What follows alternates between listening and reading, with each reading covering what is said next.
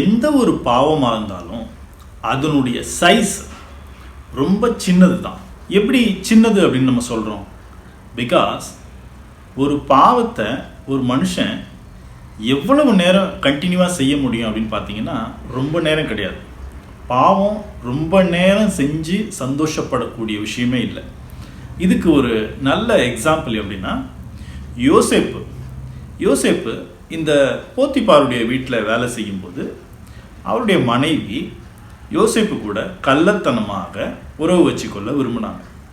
ஆனால் யோசேப்பு அதுக்கு உடன்படாமல் தப்பிச்சு ஓடிட்டே இருந்தார்.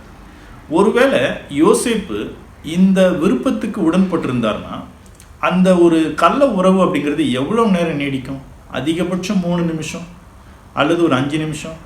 பார்த்தீங்களா? அவ்வளோதான். ஆனால் அவர் தேவனுக்கு உண்மையாக அந்த இடத்துல இருந்ததுனால அவர் ஒரு கட்டத்துக்கு அப்புறம் உயர்த்த